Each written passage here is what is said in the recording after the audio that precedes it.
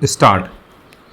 देर से ही सही आपराधिक प्रक्रिया पहचान विधेयक 2022 लोकसभा में पेश करने के साथ ही आपराधिक मामलों की जांच के लिए बने कानून में संशोधन की राह खुल गई है। स्टॉप। सब कुछ ठीक रहा तो जल्द ही यह विधेयक कानून का रूप ले लेगा। स्टॉप। देश भर में अपराधों का ग्राफ बढ़ने के साथ साथ अपराध के बदलते तौर तरीकों के बीच जांच एजेंसियों को व्यापक अधिकार दिए जाने की ज़रूरत लंबे समय से महसूस की जा रही है। स्टॉप। इसका अंदाज़ा इसी बात से लगाया जा सकता है कि राष्ट्रीय विधि आयोग ने तो वर्ष 1980 में ही सिफारिश कर दी थी कि 100 साल से भी ज़्यादा पुराने बंदी शिनाख्त अधिनियम में संशोधन किया जाने चाहिए। स्टॉपेरा। ये बात सही है कि अपराधियों की धरपकड़ के लिए जांच के परंपरागत तौर तरीकों में बदलाव ज़रूरी है। स्टॉप। प्रस्तावित विधेयक में अब पुलिस किसी भी गिरफ्तार व्यक्ति या दोषी के फिजिकल व बायोलॉजिकल सैंपल ले सकेगी। स्टॉप। सरकार का तर्क है कि नित्य नई तकनीक के बदलते दौर में सैंपल लेने की व्यवस्था में बदलाव ज़रूरी हो गया है। स्टॉप।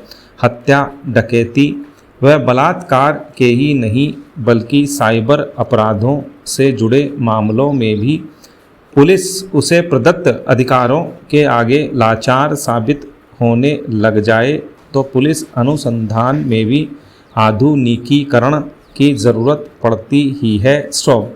आज के दौर में देश भर में विधि विज्ञान प्रयोगशालाओं की जांच में अहम भूमिका के बावजूद पुराने प्रावधानों के चलते अपराधी की पहचान के सबूत जुटाना काफ़ी मुश्किल लग रहा है। स्टॉप।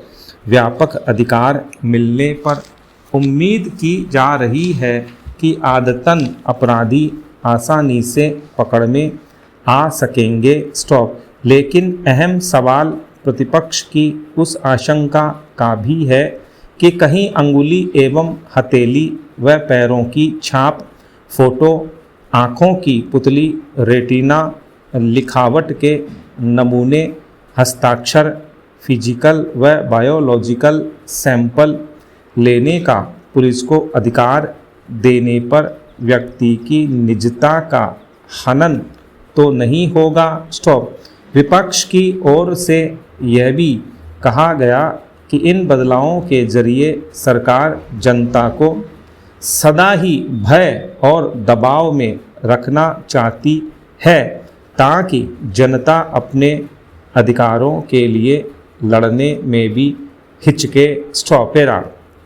भले ही सरकार की ओर से ये भरोसा दिया गया है कि जिन पर दोष सिद्ध नहीं होता या अदालत द्वारा बरी कर दिए जाते हैं या जिन पर मुकदमा नहीं चलता, ऐसे व्यक्तियों के डेटा जब तक कि न्यायालय स्पष्ट आदेश नहीं दे अपराधियों की बायो कुंडली में नहीं रखे जाएंगे। स्टॉप। लेकिन हमारे यहाँ सरकारी कामकाज का जो ढर रहा है उसमें यह चिंता तो रहेगी ही कि कहीं कोई निर्दोष भी लंबे समय तक अपराधी का दाग लिए हुए जांच एजेंसियों की सूची में बना न रह जाए। स्टॉप।